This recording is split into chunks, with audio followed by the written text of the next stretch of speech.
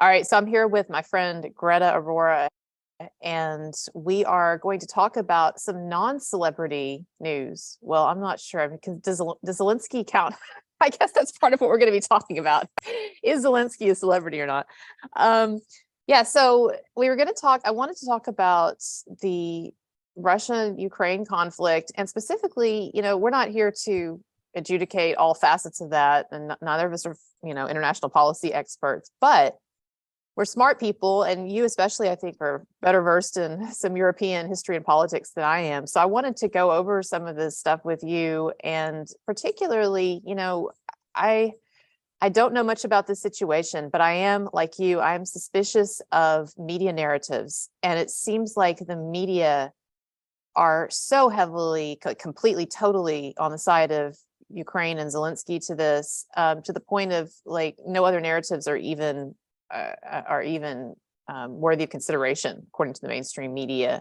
And so I wanted to look at this more deeply and see if there are, see if there's anything to be concerned about with the media narratives that we're getting about Ukraine and Zelensky and so forth. And then, of course, this is all very relevant because in the news today is the fact that a stray missile apparently went over the Ukrainian line and accidentally got into Poland.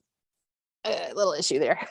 So that's been in the news a lot. And I saw on Twitter, World War III was trending, and people worried that we might be about to get into World War III and all of that. So tell me kind of, you are Hungarian, right? Yes. Okay. So you are Hungarian, and you obviously have much closer proximity to Ukraine and Russia than I do, and probably a lot more knowledge. Kind of what are you feeling these days about the situation and the way that it's being depicted in the media? Do you have any concerns about it?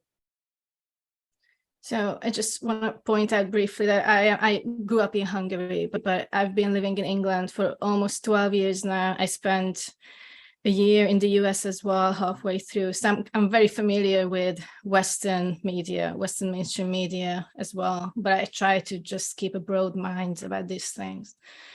So what happened last night, I was quite worried about it. And this is a good example, actually, of how, as much as I aim to always question whatever I hear in the mainstream media, yesterday, once again, I just took it for granted. Zelensky went on TV asking for NATO Article 5 to be triggered, which NATO Article 5 basically means that all NATO countries, once one country is attacked, all NATO countries would then respond and attack the aggressor. So in this case, the narrative was that it was a Russian missile, probably not on purpose, but maybe a stray Russian missile that lost its target, instead hit Poland, killing 2 people. And Zelensky immediately just fed us that narrative. And I guess all the Western media was just ready to go with that narrative straight away. I mean, to give them some credit, they did encourage people to just wait for the investigation to be completed. But this morning, we now have the news that the missiles weren't fired from Russia. They were fired from Ukraine. What? The NATO Secretary General has announced this. The Polish president has confirmed it. They're saying it's 100%. Even Biden, late last night or this morning, Biden was also saying, according to US intelligence, this didn't come from Russia.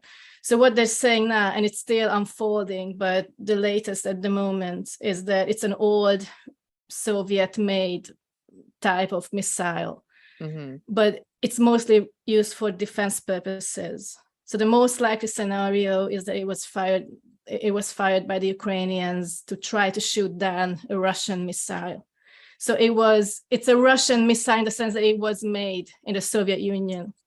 So Russian made, but it was fired from Ukrainian territory, probably not targeting Poland, So what does that mean then if it's the Ukrainians who accidentally hit Poland? Does that mean that they need the NATO articles trigger against them?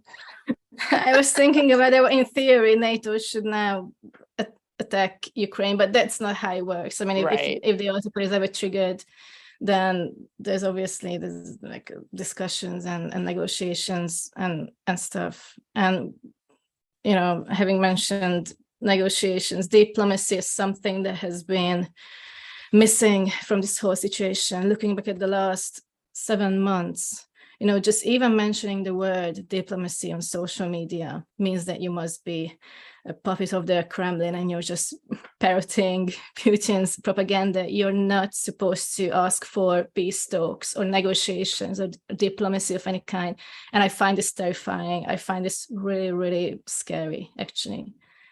That's an excellent point. I mean, it seems like everyone, in Western media and the public, of course, I know the public's not very well informed generally, but it seems like almost everyone is not only on the side of Ukraine, which I understand that, they're in the defensive position, or at least that's the narrative, right?